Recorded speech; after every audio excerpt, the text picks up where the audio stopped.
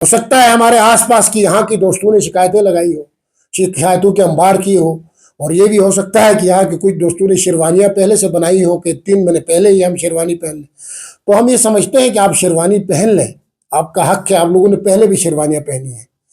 آپ پھر مینڈیٹ لے کے آئے،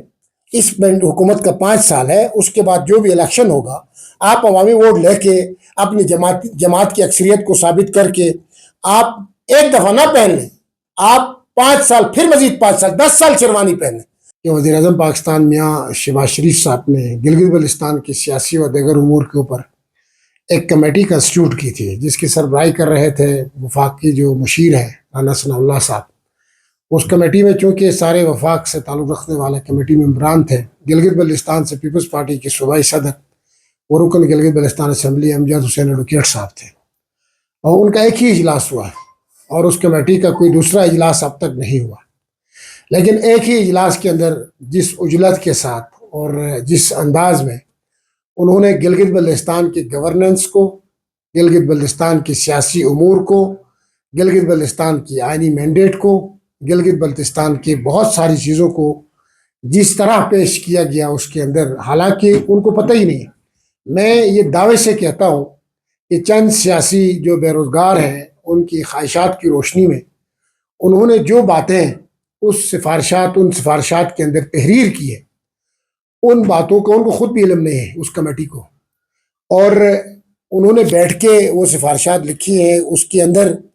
جس طرح کے الزامات لگائے گئے ہیں ٹھیکوں کے حوالے سے، پروجیکٹس کے حوالے سے، یہاں بھرتیوں کے حوالے سے، اور ان کو میں کیا کہوں، وہ اتنے ہائی پروفائل لوگ ہیں،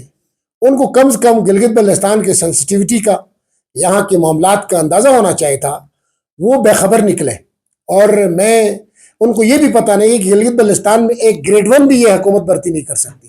ان کو یہ بھی علم نہیں ہے، ان کو یہ بھی پتہ نہیں ہے کہ گزشتہ سال 1.5 سال کے اندر کتنی بھرتیاں ہوئی جس کو ڈائریکٹ کیا گیا ہے۔ گلگت بلتستان کا ریکروٹمنٹ کا باقاعدہ ایک طریقہ کار ہے، اس کے اندر اور میرٹ کے اوپر بھرتیاں ہوتی ہیں، اور اس کے علاوہ ڈائریکٹ بھرتیاں چیف منسٹر بھی نہیں کر سکتا، اور یہاں ان کو یہ بھی علم ہونا چاہیے کہ یہاں پہ جتنی بھی اسامیاں آتی ہیں خالی ہو کے جو نوکریاں آتی ہیں وہ وفاق سے آتی ہیں، ان کو پتہ ہونا چاہیے، ہم ایک پوسٹ کریٹ بھی نہیں کر سکتے گلگت بلتستان کی گورنمنٹ۔ اور دوسری بات، جس طرح ان سفارشات کے اندر ایک چارج شیٹ کرنے کی کوشش کی گئی ہے صوبائی گورنمنٹ کو، انتہائی افسوسناک ہے، اور میں سمجھتا ہوں کہ رانا ثناء اللہ صاحب اور اس کے ساتھ جتنے بھی ممبران تھے وہ انتہائی ڈگنیٹی والے تھے، وہ انتہائی معتبر تھے، وہ انتہائی تجربہ کار تھے، لیکن انہوں نے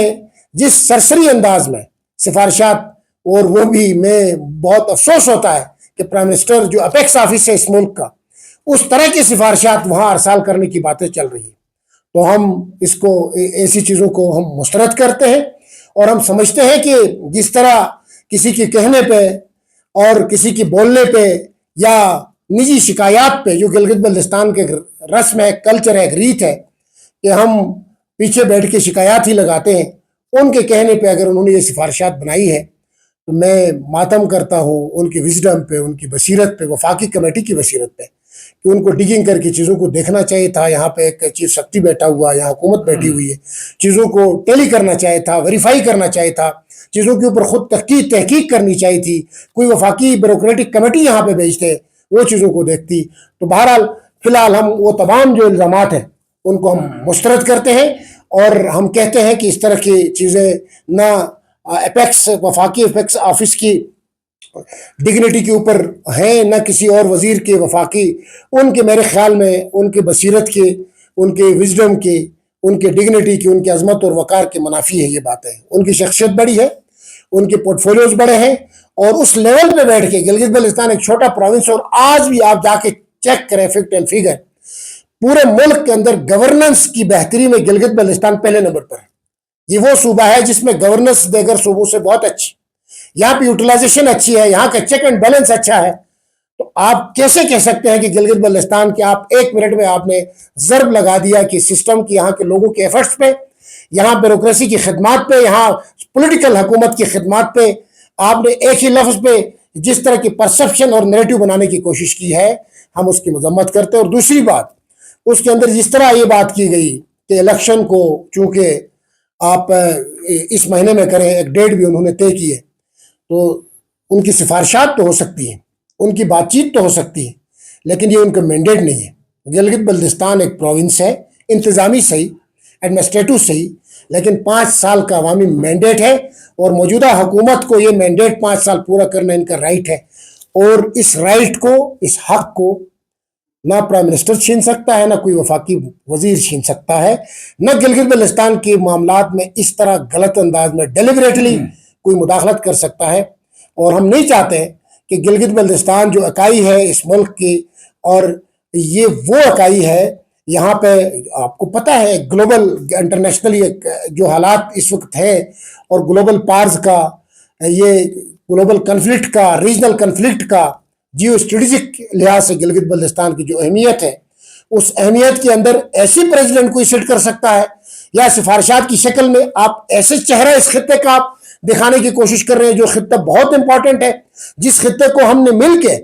وفاقی حکومت کے ساتھ مل کے دنیا کے سامنے خوبصورت طریقے سے پیش کرنا ہے، اس خطے کو دنیا کے سامنے آئیڈیل سچویشن میں پیش کرنا ہے۔ تو آپ جس طرح کی سفارشات لکھ کے، جس طرح کی آپ نے چیزیں کی ہیں، وہ تو دشمن ہی کر سکتا ہے۔ اس علاقے کی بہتری پیش کرنے کے بجائے، اس علاقے کی خوبصورت تصویر پیش کرنے کے بجائے، اس علاقے میں عوام کے مینڈیٹ کو، اس کے مینڈیٹ کی توقیر اور تقدس کو پیش کرنے کے بجائے، آپ نے جس طرح کی سفارشات کی آپ بات کرتے ہیں، ہم سمجھتے ہیں کہ یہ بدنیتی ہے، اور یہ بدنیتی کا ہم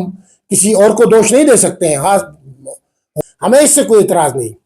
لیکن ہم یہ سمجھتے ہیں کہ حاجی گلبر خان صاحب کی قیادت میں جس طرح شاہ صاحب نے کہا کہ جو ڈلیوری کم وقت میں ہوئی ہے،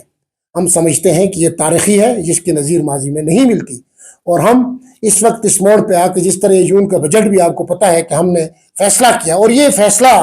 چیف ایگزیکٹو کا ہے، وزیر اعلیٰ گلگت بلتستان حاجی گلبر خان صاحب کا فیصلہ ہے کہ جو پروجیکٹ جو مکمل نہیں ہوئے، تو ہماری جو بھی فنڈنگ ہے ان پہ جائے گی، اور ان کو ہم تکمیل کریں گے، ہم کوئی نئے پروجیکٹ